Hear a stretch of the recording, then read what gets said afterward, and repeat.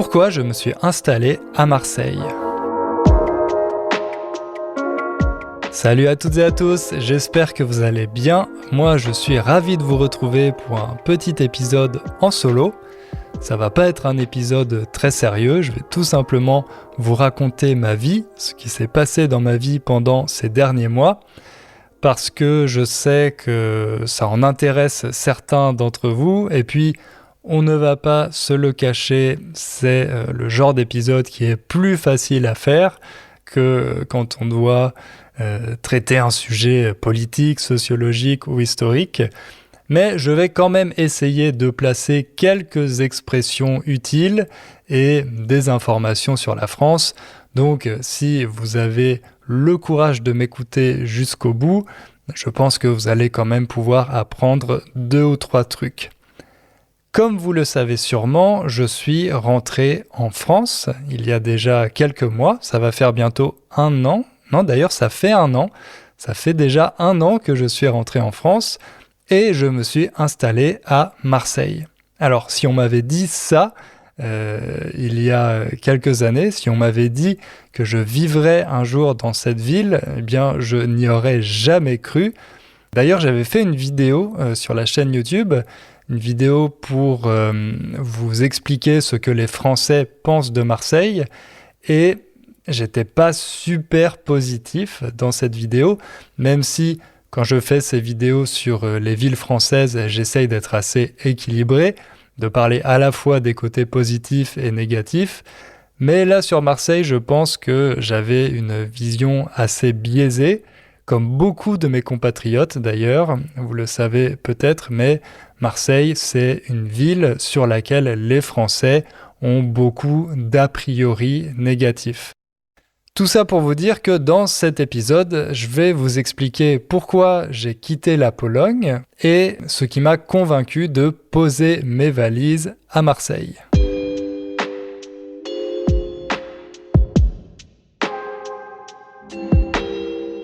Quand j'ai déménagé en Pologne, il y a 10 ans, quand j'ai quitté Paris pour m'installer à Varsovie, je ne m'étais pas vraiment demandé pour combien de temps ce serait. Je n'imaginais pas forcément passer toute ma vie en Pologne, mais je ne m'étais pas fixé de date limite. Je ne m'étais pas dit que dans 5 ans, je rentrerai en France. J'étais simplement parti avec mon meilleur ami, une valise pour commencer un nouveau chapitre de ma vie en Pologne.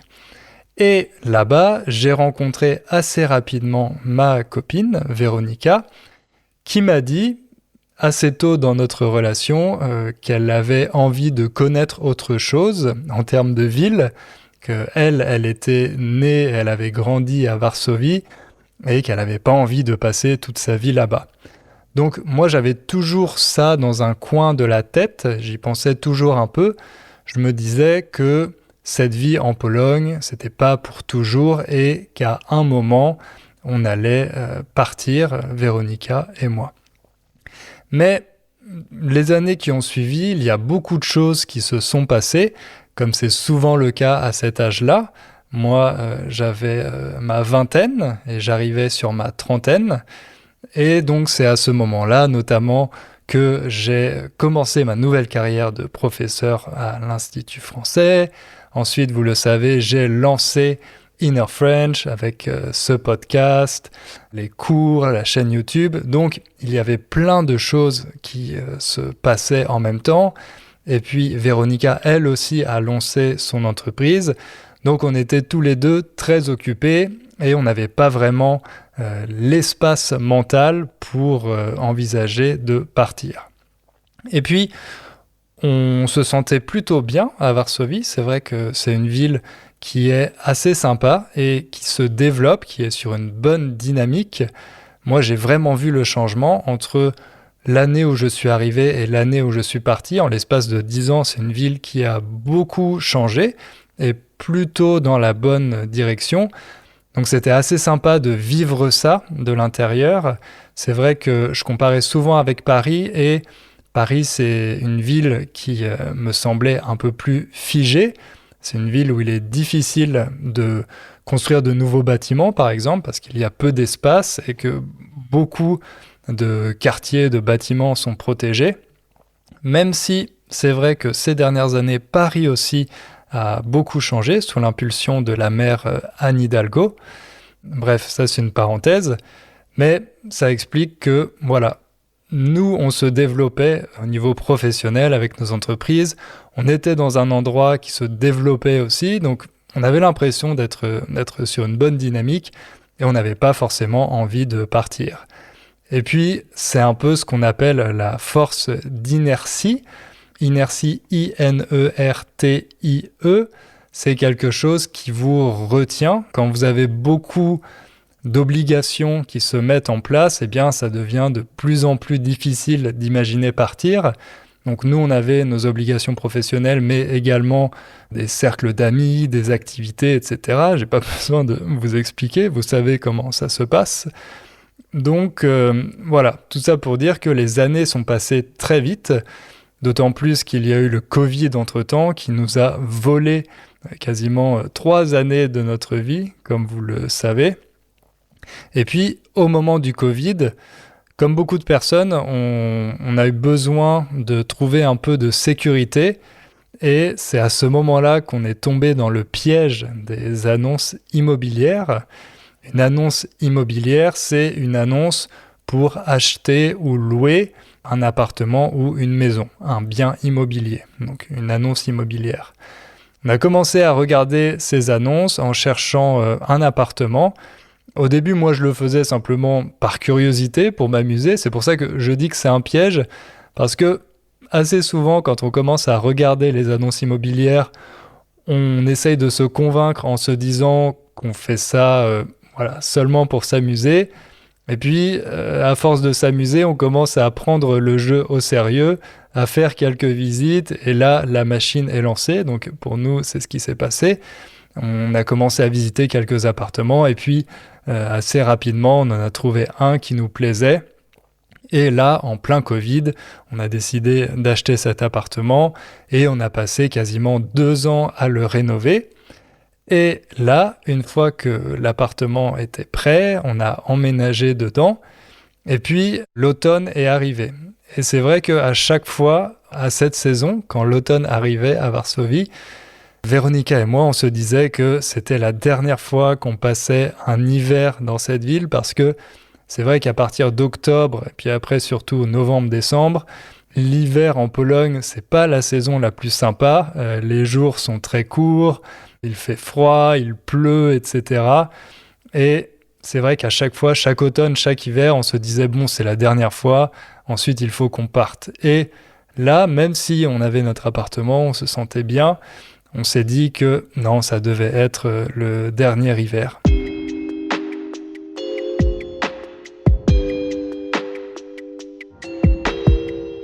Après avoir enfin pris la décision de partir, la grande question c'était oui, mais où ?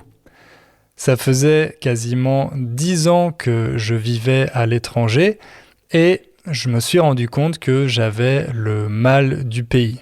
Alors, avoir le mal du pays, ce n'est pas comme avoir le mal de mer. Avoir le mal de mer, c'est quand on est sur un bateau et qu'on se sent mal, on a mal au ventre, on a envie de vomir, ça c'est le mal de mer, ou quand on a un mal de tête, ou des maux de tête, parce que souvent on utilise le pluriel, ça veut dire que notre tête nous fait souffrir, on ressent des douleurs à la tête, mais avoir le mal du pays, c'est quelque chose qui est plus positif, on pourrait dire, c'est un sentiment de nostalgie, quand vous êtes loin de votre pays et qu'il vous manque.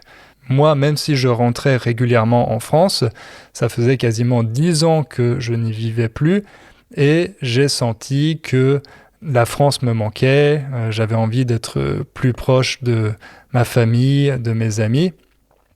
Et c'est comme ça qu'on a pris la décision avec Véronica d'aller s'installer en France. Mais comme vous le savez, la France, c'est un pays assez grand ou relativement grand, ça dépend de là où vous vivez. C'est sûr que si vous vivez en Russie, en Chine ou aux États-Unis, la France peut vous sembler assez petite, mais il y a quand même pas mal de choix.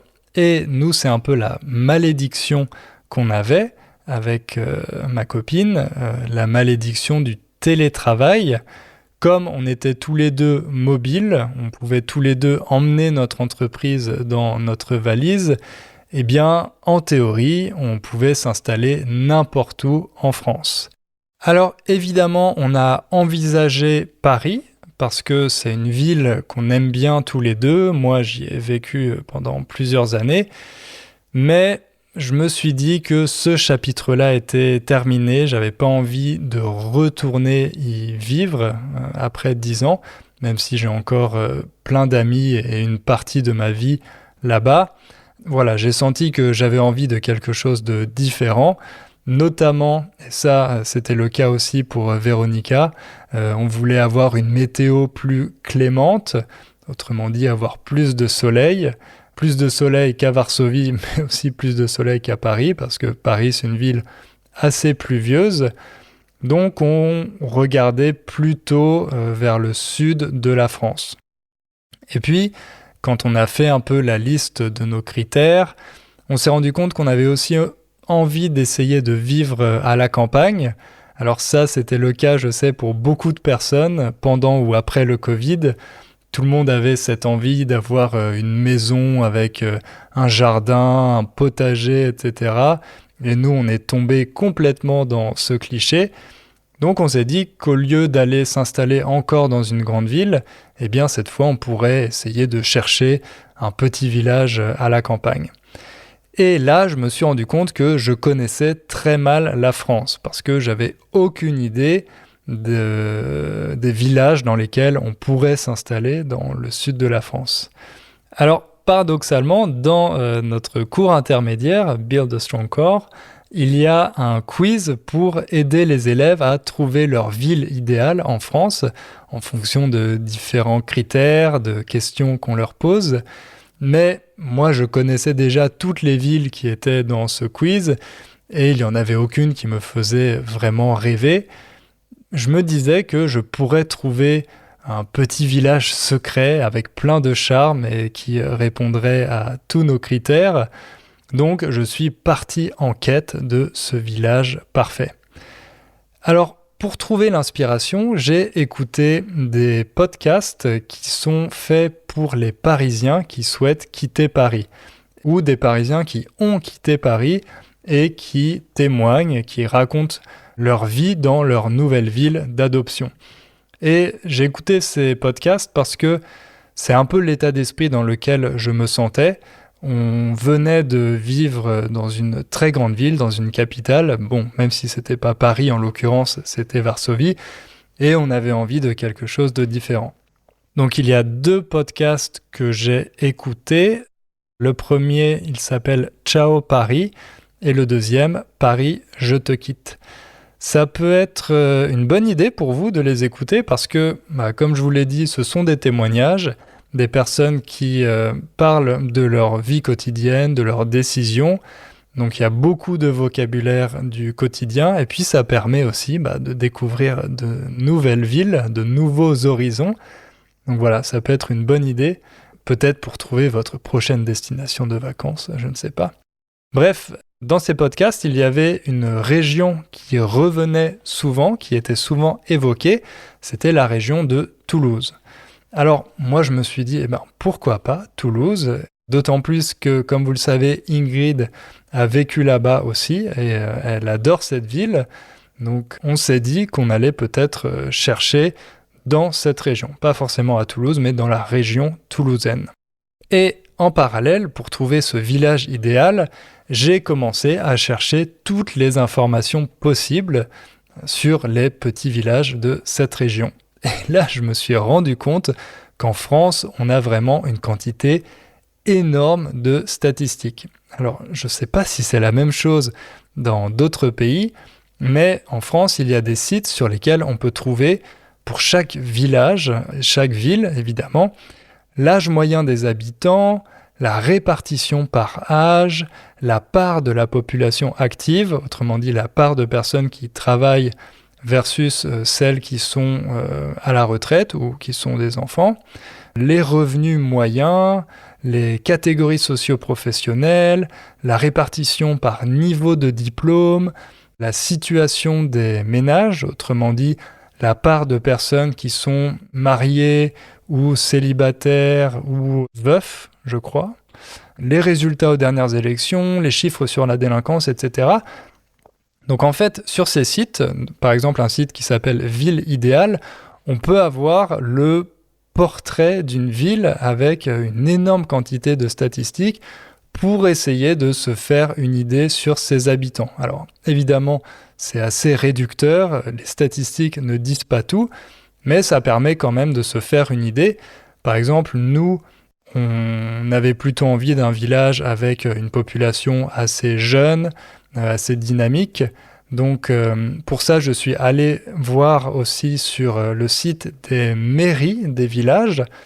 La mairie, c'est l'institution qui dirige une ville ou un village. Donc sur le site des mairies, on peut voir en général s'il y a des associations, par exemple, des associations culturelles ou sportives, les infrastructures qu'il y a pour pratiquer ces activités. Est-ce qu'il y a une bibliothèque? Est-ce qu'il y a un cinéma? Est-ce qu'il y a des événements qui sont organisés? Donc ça permet aussi de se faire une idée pour savoir si c'est plutôt un village qui se développe, qui est sur une bonne dynamique, ou au contraire, un village qui est plutôt en train de mourir. Parce que malheureusement, c'est le cas de beaucoup de villages en France. Et puis, une dernière source d'information que j'ai utilisée, c'était les groupes Facebook des habitants. Parce que souvent, en tapant le nom d'un village sur Facebook, on peut trouver des groupes, alors ils ne sont pas toujours publics, parfois ils sont privés, mais sur lesquels les habitants partagent des informations, parlent des différents événements, etc. Et là aussi, ça permet de se faire une idée de la mentalité des gens qui habitent là-bas. Donc j'ai pris toutes ces informations et j'ai créé un tableur Excel géant, une espèce de monstre qui était digne d'un consultant d'un cabinet de conseil. Donc voilà, j'avais cet énorme tableur avec toutes les informations, avec des filtres, etc. pour comparer ces villages. Et puis, en fonction de ça, on a fait une petite sélection et j'ai commencé à regarder encore une fois les annonces immobilières dans ces villages. Et là, c'est vrai que ça fait rêver quand on compare ça aux annonces immobilières dans une grande ville, parce que pour le même prix qu'un petit appartement à Paris, on peut avoir une grande maison avec une piscine, avec un énorme jardin, etc. Donc voilà, ça donnait envie d'aller s'installer.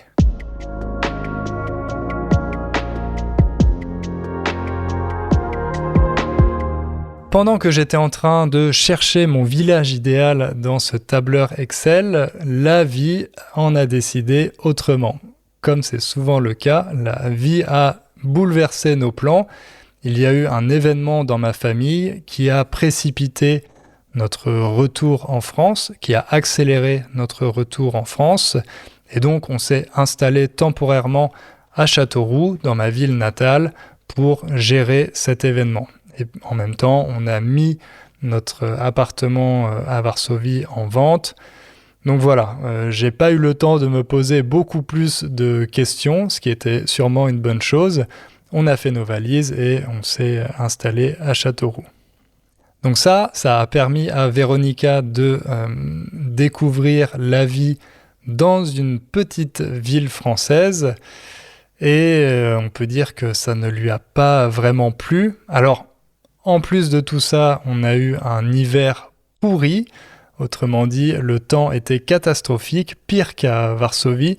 On avait de la pluie tous les jours, il faisait froid. Enfin, c'était vraiment un hiver pourri.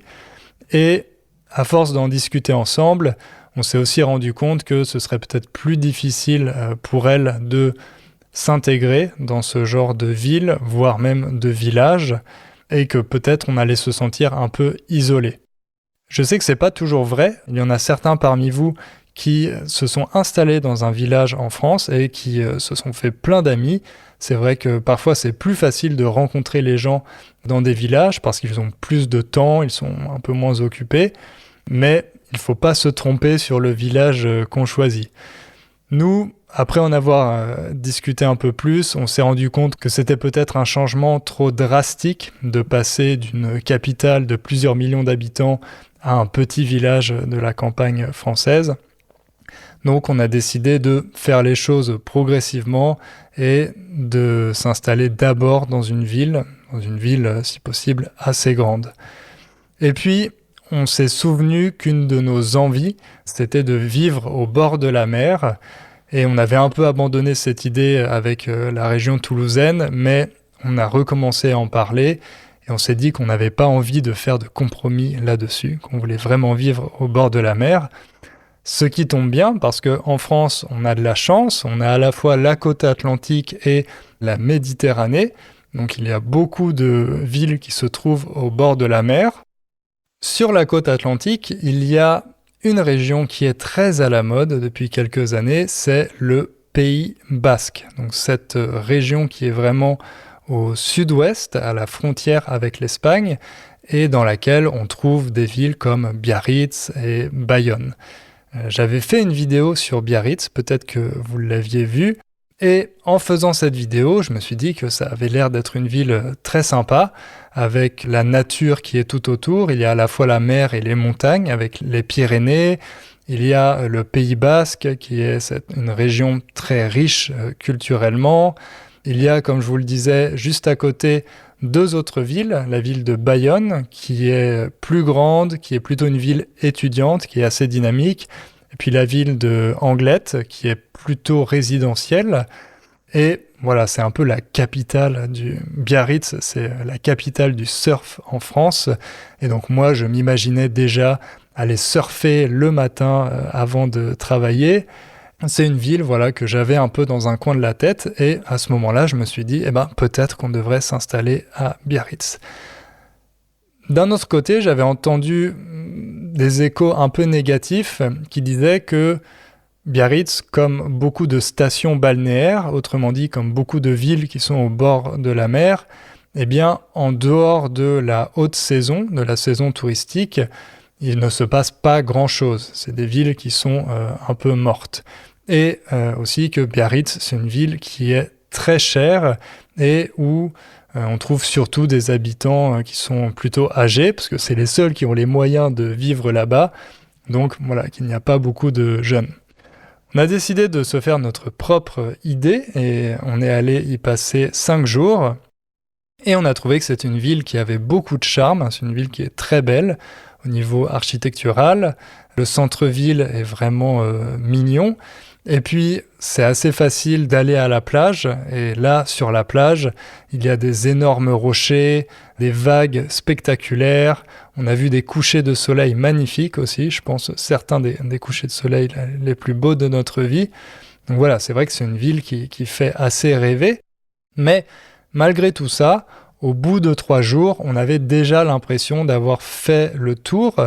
Avoir fait le tour, ça signifie qu'on a déjà vu tout ce qu'il y avait à voir. Donc c'est pas faire une visite, mais c'est se dire, voilà, j'ai fait le tour. On peut avoir fait le tour d'un sujet, ça veut dire que vous connaissez tout sur ce sujet, et voilà, vous n'avez plus rien à apprendre. Donc nous, au bout de 3 jours, c'était peut-être un peu exagéré, mais on avait l'impression d'avoir déjà vu toutes les choses les plus importantes qu'on pouvait voir à Biarritz. Il faut savoir aussi qu'à Biarritz, les activités principales, c'est le surf, le shopping et les restaurants. Et moi, le shopping, ça nous intéresse plus trop. Les restaurants, comme il y en a peu qui sont véganes, c'est pareil, c'est assez limité. Donc finalement, il est resté le surf et je me suis dit que tout miser sur le surf, un sport que j'ai jamais pratiqué, c'est un peu risqué. Ah oui, miser sur quelque chose, ça veut dire parier sur quelque chose. Par exemple, sur quoi on peut miser? Sur un match de basket, on peut parier, miser de l'argent en fonction du résultat et gagner ou perdre de l'argent. Donc là, je vous ai dit que c'était un peu risqué de tout miser sur le surf. Autrement dit, de compter sur le surf en se disant que ça rendrait ma vie incroyable. Donc on a abandonné l'idée de Biarritz et on est retourné à la case départ. Ça aussi c'est une expression. Retourner à la case départ, je crois que ça vient du Monopoly. Ça veut dire retourner à son point d'origine et reprendre un peu les choses à zéro. Donc là, ça a été un retour à la case départ. Donc après cette déception, on se sent un peu perdu, on ne sait pas du tout où on va pouvoir s'installer, mais notre vie continue, notre petite vie à Châteauroux, les vacances de Noël arrivent, et je déjeune avec des amis d'enfance, dont un que j'ai pas vu depuis 15 ans. Et il me raconte qu'il a vécu quelques années en Irlande et qu'ensuite, quand il est rentré en France, il s'est installé à Marseille avec sa femme. Et là, on commence à parler ensemble de cette ville. Moi, forcément, je lui parle de tous les clichés que j'ai sur Marseille. Il me dit que c'était la même chose pour lui, qu'il avait beaucoup d'a priori négatifs, mais que finalement, il a découvert à quel point c'était une ville géniale. Il me parle des week-ends au bord de la mer, de la petite maison qu'il a achetée dans un quartier de pêcheurs. Et voilà, moi, ça commence un peu à changer l'image que j'ai de Marseille. Je commence à avoir ça dans un coin de la tête. Et puis, comme par hasard, quelques jours plus tard, dans un des podcasts que j'écoute sur les Parisiens qui quittent Paris, j'entends le témoignage d'un couple de néo-marseillais, donc des Parisiens qui se sont installés à Marseille, et eux aussi, ils sont dithyrambiques, autrement dit, ils sont très enthousiastes à propos de leur ville d'adoption, et beaucoup de choses qu'ils racontent rejoignent ce que mon ami m'avait dit. Donc là, je commence à penser que Marseille, pourquoi pas, ça pourrait être un endroit intéressant. Je commence à faire mes petites recherches et je trouve des articles qui disent que Marseille est le nouveau hotspot en France, la ville à la mode, qui attire de plus en plus de touristes. Il y a la marque Chanel qui a organisé son défilé là-bas, et de plus en plus de Parisiens qui s'y installent. Et c'est vrai que souvent, dans tous les pays, il y a des modes avec les villes, des villes qui deviennent soudainement à la mode, sans qu'on sache forcément pourquoi. En France, ça avait été le cas il y a une quinzaine d'années avec Bordeaux. Et là, depuis quelque temps, j'ai l'impression que la ville à la mode, c'est Marseille. Et moi, comme je suis un bobo influençable, il ne m'en faut pas plus pour me dire, on va aller voir comment ça se passe à Marseille. Donc on part y passer quelques jours avec ma copine, et là, c'est le coup de cœur immédiat. Alors, c'est assez difficile d'expliquer pourquoi, c'est pas forcément des choses rationnelles, mais au bout de quelques heures, on a vu qu'on se sentait bien dans cette ville. Il y a l'ambiance d'une grande ville, parce que c'est la deuxième plus grande ville française. Donc on sent que c'est très dynamique, qu'il se passe plein de choses. Il y a énormément de bars, de restaurants, de personnes qui sont en terrasse un peu toute l'année, parce que c'est une ville où il fait beau toute l'année. C'est une des villes les plus ensoleillées de France. Je crois qu'il y a 300 jours de soleil par an. Et ça, forcément, ça affecte notre humeur. Et puis, on a vu qu'il y avait plein de jeunes couples un peu comme nous, que c'était une ville aussi très multiculturelle. Donc, on voit qu'il y a des gens qui viennent d'un peu partout. Et ça, après avoir vécu 10 ans en Pologne, c'était assez rafraîchissant. Moi, forcément, ça m'a rappelé mes années parisiennes. Donc, on a tout de suite eu un très bon sentiment avec cette ville. Et ce qui l'a encore plus renforcé, c'est le quartier dans lequel on a pris notre Airbnb. Donc, c'est un quartier qui s'appelle Andoum, qui est au bord de la mer et qui a vraiment énormément de charme.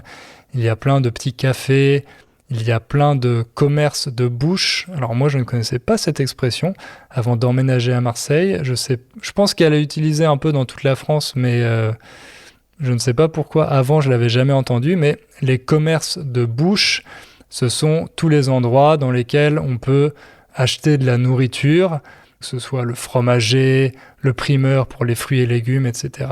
Donc c'est vrai qu'à Andoum, on peut tout acheter, vraiment, il y a plein de petits commerces de proximité avec des ingrédients de très très bonne qualité.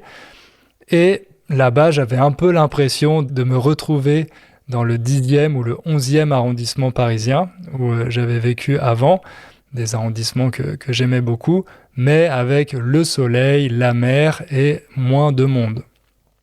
Et en fait, c'est pas étonnant parce que, comme Andoum est un quartier qui est très à la mode, il a été colonisé par les bobos parisiens. Donc forcément, dans la rue, on voit à peu près les mêmes personnes que dans ces arrondissements de la capitale. Mais quand même, je trouve que Marseille garde un côté encore authentique et que c'est une ville qui a beaucoup de charme.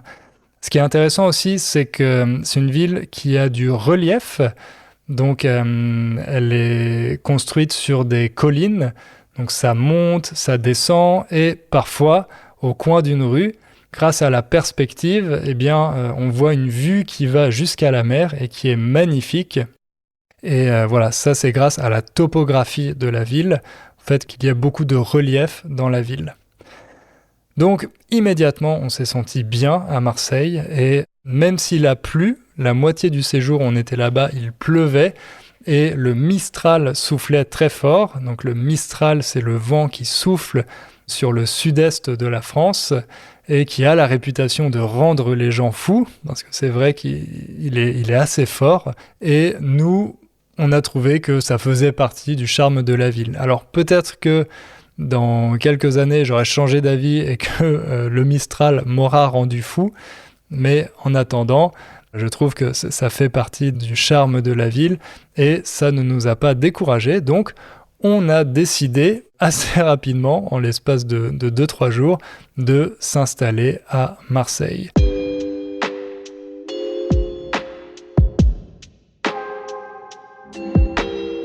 Voilà, je me rends compte que finalement je vous ai parlé assez peu de Marseille dans cet épisode. Peut-être que vous êtes resté sur votre faim. Rester sur sa faim, ça veut dire qu'on en veut plus, on en veut encore, on a encore faim.